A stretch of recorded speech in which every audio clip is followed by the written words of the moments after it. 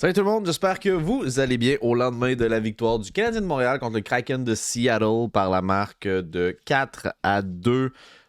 Dernier, je pense, c'était le dernier match du voyage, je crois. Sinon, ça se peut qu'il y en ait un autre à LA. Anyway, on va revoir ça un petit peu plus tard. Mais on a joué contre Calgary, je pense qu'on avait 4 matchs à jouer. Ça se peut qu'on joue à LA. Pas certain, mais on va clarifier ça tantôt pour être sûr et certain. Ouais, ça a été un très bon match du Canadien de Montréal. On va en parler un petit peu plus en détail au fur et à mesure de la vidéo. Mais c'est ça, grosso modo, un match qui était fort intéressant à regarder. Je vais être honnête avec vous autres, guys. J'ai pas écouté la première période parce que j'étais en train de jouer dans ma ligue de bière au hockey. Un match qu'on a gagné d'ailleurs 5-0. Yes, sir, together. Bien content. Mais ouais, là, cela dit, let's jump into it. On va regarder un petit peu les statistiques du match, voir retirer le meilleur de tout ça. Mais juste avant, je t'invite à t'abonner. C'est le bouton rouge au bas de l'écran, c'est gratuit, ça fait plaisir. On est plus de 400 sur cette chaîne-là. On fait du contenu où est-ce qu'on parle d'actualité sur le Canadien de Montréal ou encore sur la Ligue nationale de hockey en général. So, tu peux t'abonner, c'est gratuit, ça fait extrêmement plaisir. Bouton rouge en bas de l'écran. So, let's jump. Alright, so où ça nous met ça encore? Où ça nous place encore cette situation-là? Ça nous met encore à la même endroit. Hein? C'est pas mal là. J'ai l'impression que depuis le début de l'année, on joue dans le même film. Hein? On est tout le temps en train de jouer pour 500. Après ça, on tombe à une victoire, une autre victoire. Après ça, on tombe.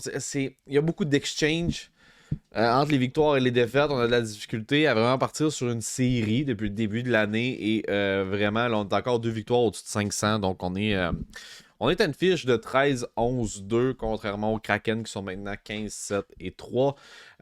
Comme j'ai dit, c'est depuis le début de l'année, c'est comme ça.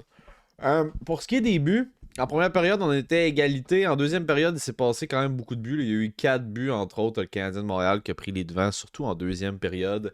Et en troisième période, ça a été du jeu très, très défensif. Donc, c'est comme ça qu'on voit le match présentement. Dans les bons joueurs du Canadien de Montréal, tout le monde a fait un point maximum. Josh Anderson a fait un but 7 secondes plus tard que Caulfield, je crois, qui a marqué également un très très beau but sur une magnifique passe de Suzuki.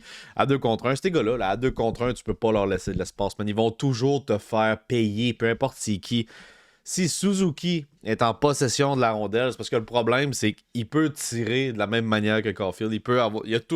Suzuki a tout un tir. Il peut très bien tirer la rondelle également. Puis l'autre côté, t'as un des meilleurs snipers de la Ligue nationale de hockey. Fait que c'est extrêmement difficile quand ces deux-là s'amènent à 2 contre 1. Trouve souvent le moyen de faire payer l'adversaire. Kirby Dach ramasse une petite passe, Deverak une passe, Edmondson une passe, Evans une passe. Kovacevic qui a marqué son premier but. On est très très heureux pour lui. Et Rem Pitlick également qui marque son premier de la saison. Cette fois-ci. Matheson une passe, Uri une passe, Suzuki une passe, comme j'avais dit un petit peu plus tôt.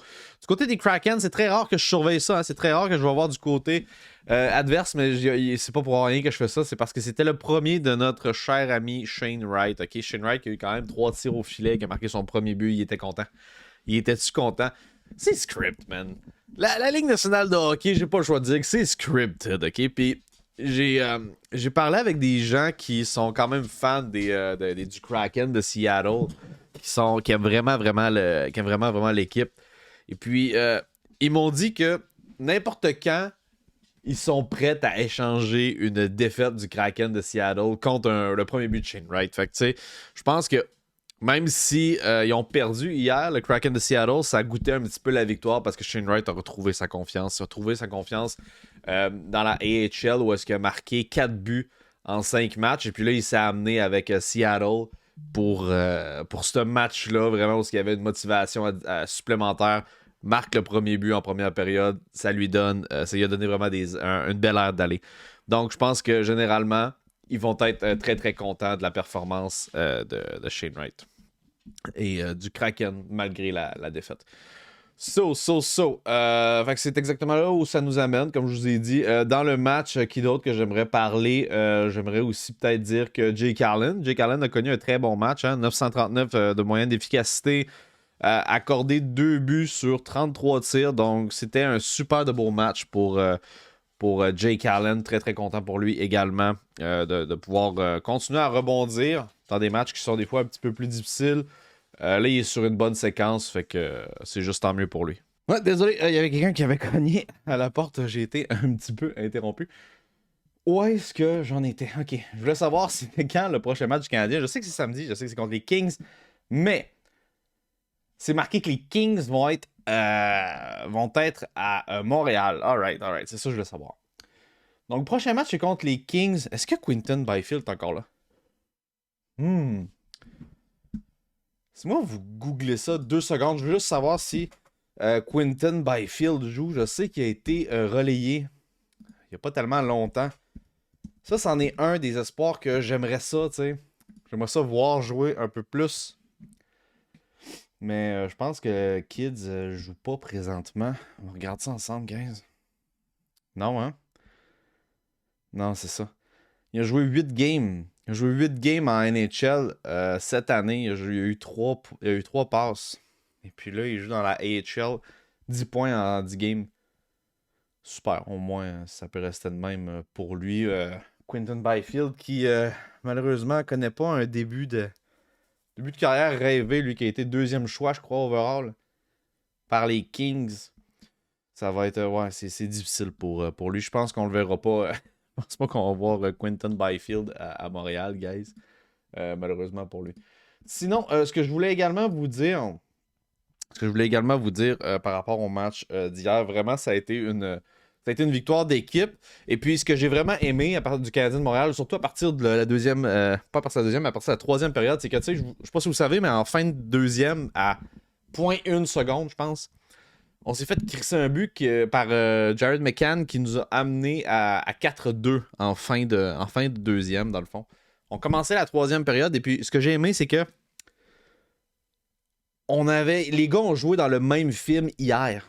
Ben, dans le fond, avant hier. La journée d'avant, ils avaient joué dans le même film. On était, je sais pas si vous vous en rappelez, mais tu sais, contre Vancouver, c'était 4-2 après 2. Et puis là, on était à 4-2 après 2 également avec le Seattle Kraken. Fait que on jouait dans quasiment le même film. On avait le même scénario. Fait que je suis content de voir que les gars l'ont joué beaucoup plus défensif. Ok, ils ont vraiment mieux joué. Même si je pense qu'on s'est fait on s'est fait quand même dominer au niveau des tirs au but.